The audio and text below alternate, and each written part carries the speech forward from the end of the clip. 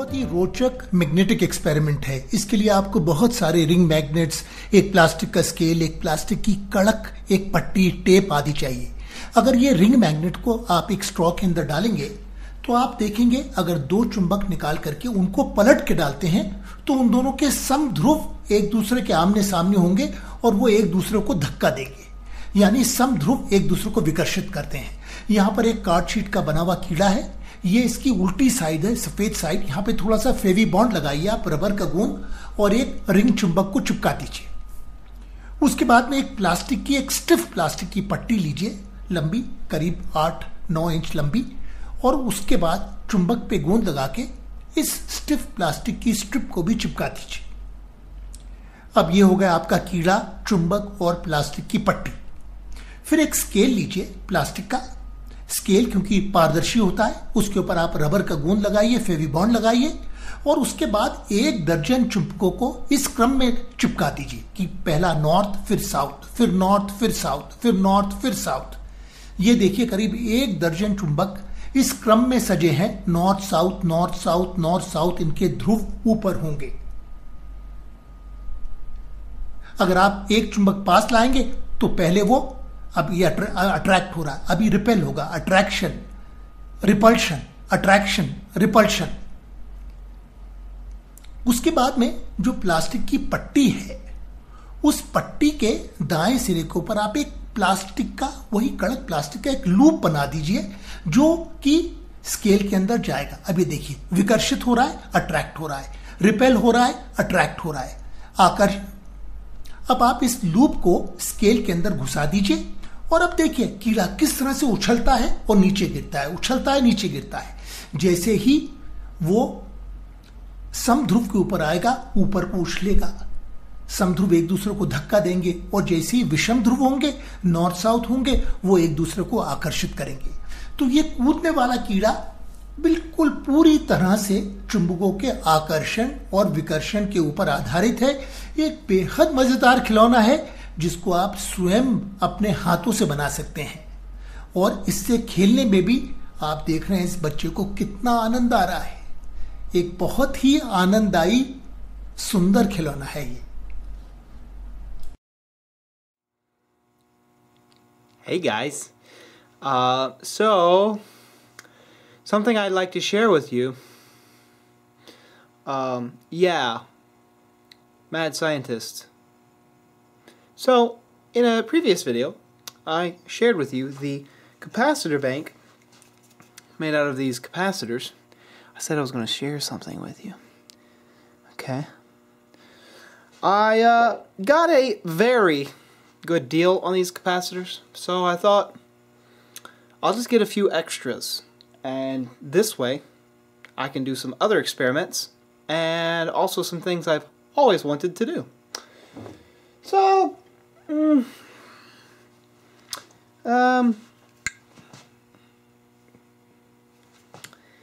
yeah, I don't know what else to say.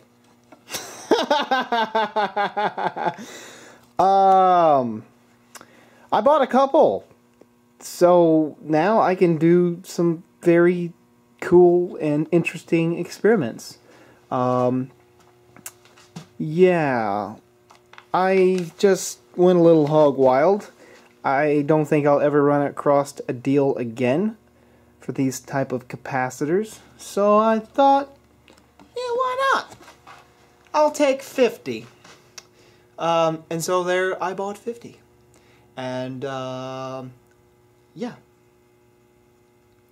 That's almost stupid. So you might be thinking, what did you do that for, Russ? A couple reasons. Let me share with you. Let me share with you what's going on. Okay. Here's the deal. For those of you who know Jason Verbili, if you don't, please go check out his work. Okay, what he has been trying to do is there's a company called CMR Magnetics, and this company has magnets that look similar to this, neodymiums, and when you get them close together, they do very odd things. And when you take viewing film, such as this, and you put it across the surface of that magnet, there is a bunch of little tiny magnets imprinted within the solid magnet. And he has been trying to replicate that for a while. I said, hey, I'm going to be getting some capacitors for the popper, and I ordered a couple extra, so why don't you send me some stuff, and I'll do my best and try to magnetize these like you are trying to do. I told him that I think he's going to need a lot more power. I can safely discharge these capacitors now that I've designed a circuit for the popper and we know it works. The second version is going to be a lot better, and that's what I'll be using initially. So these are blanks that he got. He said these were extremely hard to get. They're just blank neodymium magnets, non-magnetized. And yeah, I'm going to be attempting to do that for him. Now, what's the other thing, Russ, that you really wanted to do? There's a couple things. For a very long time now, for those of you who know, let me grab this. For those of you who have seen this, a long time ago, this was the capacitor bank that I own. That was it. Okay, they're 330 volt, 120 microfarad capacitors. And this was the biggest cat bank I ever owned. And I always tried to crush cans. You know, you wrap a coil around there and short this thing out and crush cans. Well, this just didn't do it. But I tried, and I tried real hard.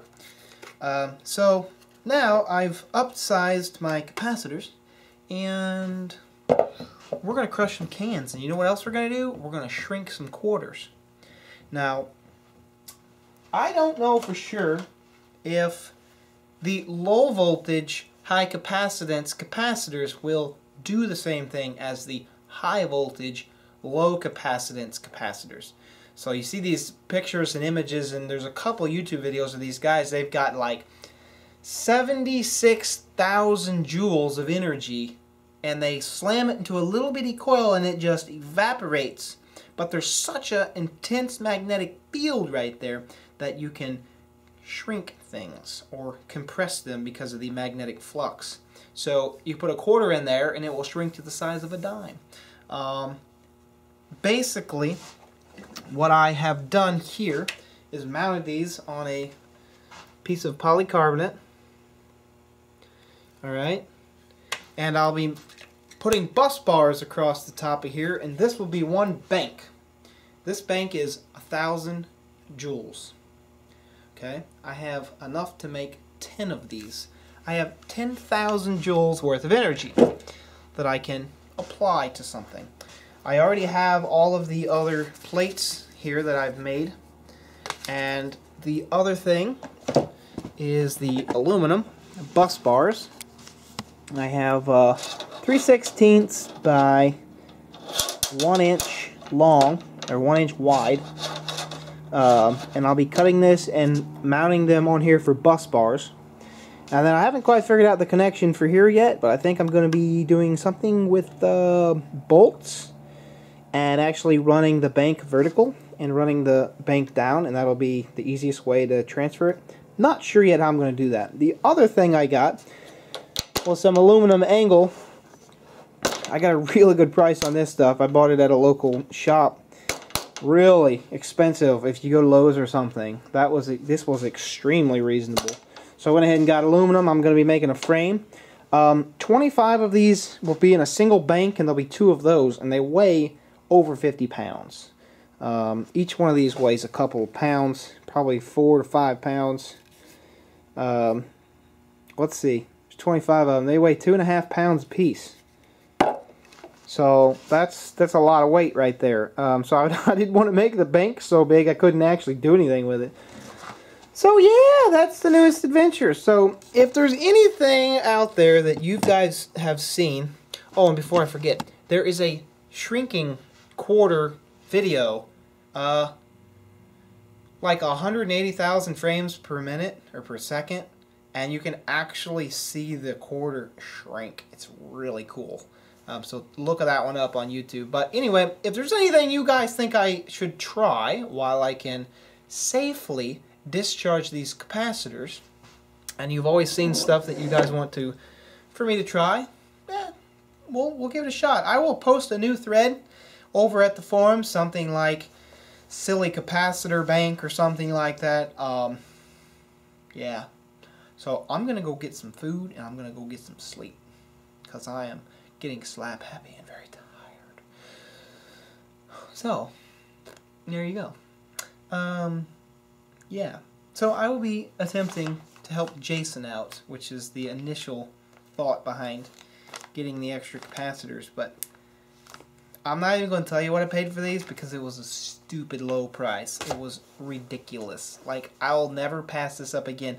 The guy that I bought these from said that he took them all out of the same frequency drive. He said it was a 10,000 amp frequency drive for some nuclear power plant. That's crazy.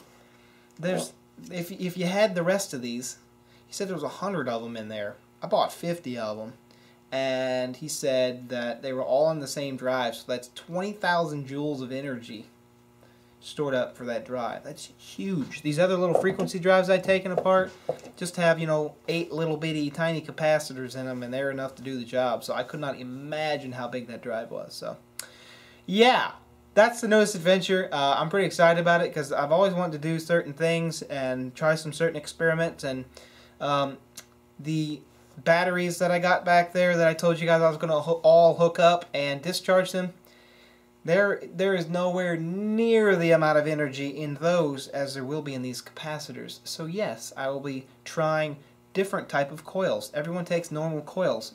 What would happen if we discharged 10,000 joules into a 1/4-inch miniature Starship coil? That would be awesome to watch. So anyway, there you go. That's the new thing that I'll be playing with on the side. Like I said, I had to buy the capacitors for the PAP replication, so what the heck. Grab a couple extra at the rate I bought them at. It was a stupid price. Silly. Peace out, guys. Have a good day. See ya. Woo! Back to the future, baby. Think we can get back to the future with these?